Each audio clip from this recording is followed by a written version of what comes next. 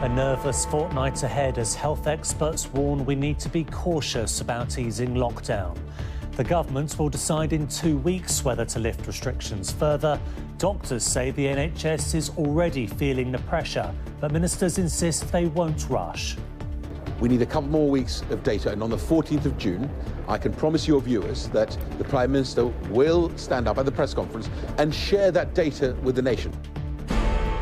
Also ahead, the new Mr. and Mrs. Johnson, but the groom is back to work with celebrations on hold and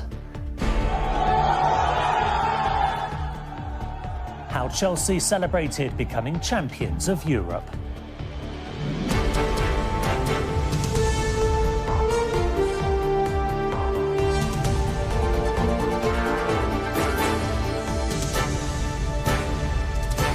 This is ITV News with Duncan Golestani.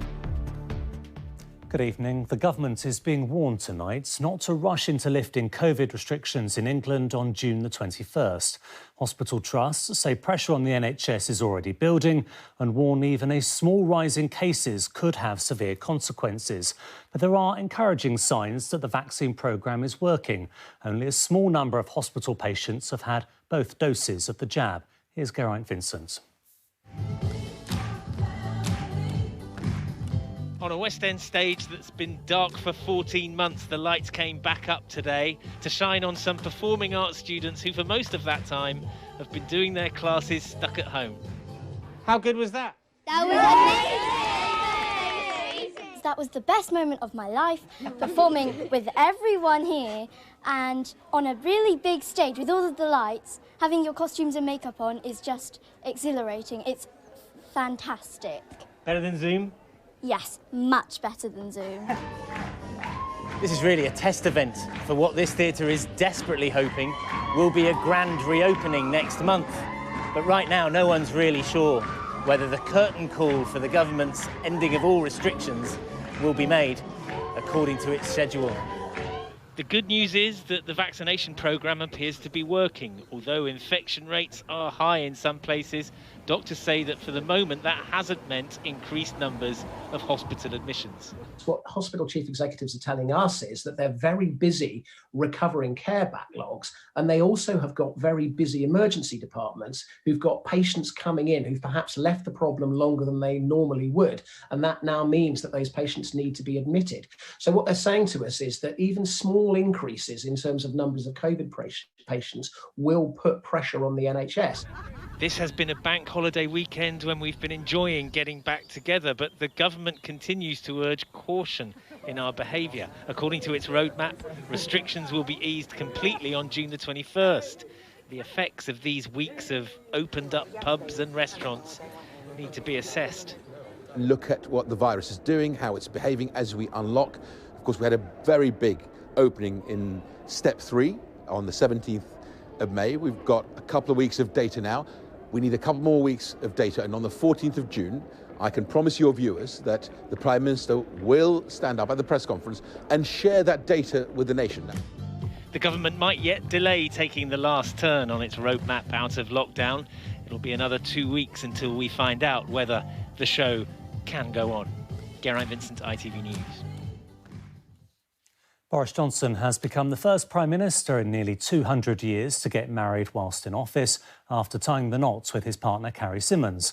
A small ceremony was held yesterday with a bigger celebration planned for next year. Despite the Prime Minister being twice divorced, the Catholic Church allowed the couple to marry at Westminster Cathedral. Our political correspondent Daniel Hewitt reports. Planned and performed in secret, the Prime Minister and Carrie Symonds celebrate their wedding that almost no one knew was happening. Downing Street releasing these pictures of the now Mr. and Mrs. Johnson today after marrying on Saturday afternoon. A marquee in the garden of number 10 this morning, the only sign a celebration took place. The couple hosting a small group of family and friends who were reportedly only told themselves at the last minute. Even the Prime Minister's sister, Rachel Johnson, earlier refusing to reveal whether she herself had attended the low-key ceremony at Westminster Cathedral, the first UK Prime Minister to marry while in office in almost 200 years. Such was the secrecy surrounding this ceremony yesterday that some senior Downing Street staff didn't even know it was happening. Meanwhile, down here at the cathedral, visitors were ushered out of the building around half an hour before Boris Johnson and Carrie Symonds made the short journey here to tie the knot in secret in front of a small number of guests before making their way back to Downing Street with virtually no one knowing it had even happened. COVID rules only allowed 30 people to attend, but there are questions over whether Catholic rules allow the twice divorced Prime Minister to even marry here. Divorced people cannot remarry in Catholic ceremonies, and although Boris Johnson's previous 2 marriages were outside the Catholic Church, some priests are still not happy. In the eyes of the Church, those first and second marriages would not be counted as marriages at all, and therefore he would be free to marry. Now, the problem is in the perception. People are understandably concerned that the Catholic Church looks as though it's making an exception for somebody who is powerful and privileged, and that would not be available to ordinary churchgoers. But for Boris Johnson, he now returns once again to questions of COVID. He and his wife have delayed their honeymoon and a bigger celebration until the summer of 2022, while he decides whether or not to delay lifting restrictions this summer for the rest of us. Daniel Hewitt, ITV News.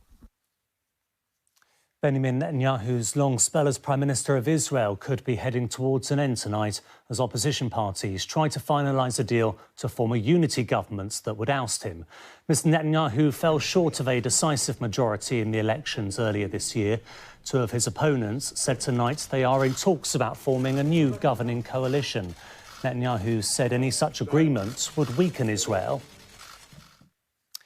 Police are tonight investigating after a 55-year-old flower seller was stabbed to death in North London. Tony Eastlake was attacked yesterday near the store where he'd worked since the age of 14. His family paid tribute tonight, saying he was a kind man, much loved by everyone in the community. No arrests have yet been made. Families of children with Tourette's and tic disorders have told ITV News that getting help is becoming more difficult than ever. We spoke to hundreds of parents and a third had been told there were no NHS specialists available to treat their children. That's despite more now coming forward for help, as Rachel Younger reports.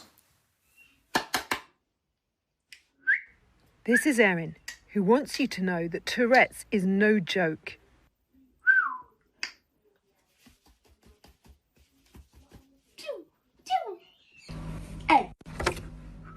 Jamie feels exactly the same, and both are sharing these videos because while the pandemic has made their tics worse, help is harder than ever to come by.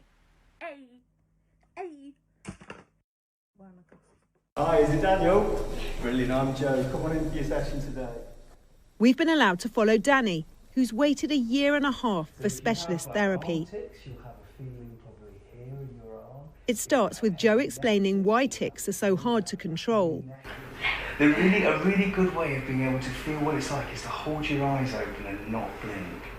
And after about 10 seconds, it's a really uncomfortable feeling, but there's a pressure behind your eye, and it's telling you exactly what it wants you to do. It wants you to blink, and when you do blink, that feeling goes away. Danny will be taught techniques to control tics that are sometimes mocked and often leave him in pain.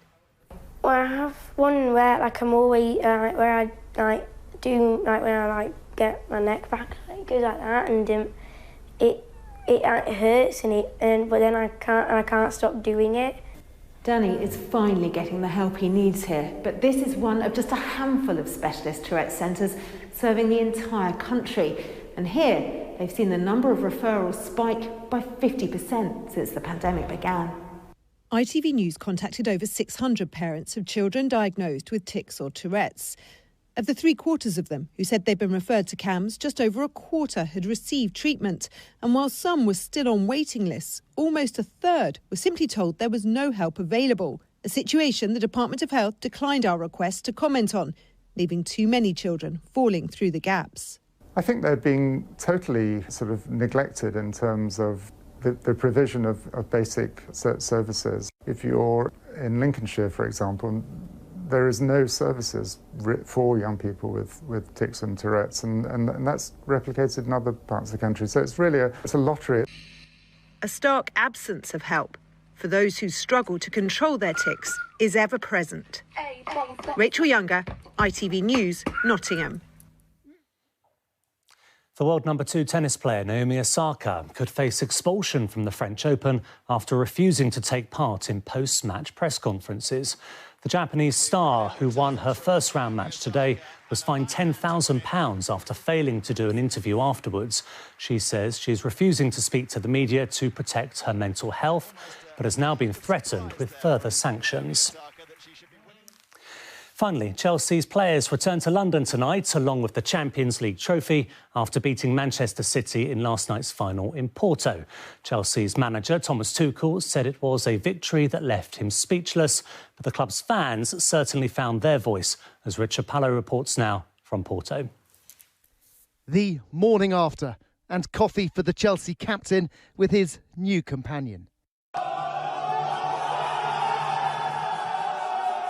It had been all champagne last night, their manager leading the celebrations there and the dancing, even without his shoes on. I'm almost speechless. The team, it's for them. It's for our team manager who is at home. It's for him. And yeah, it's for my parents and my family, my kids, all in the stadium. It's fantastic to share.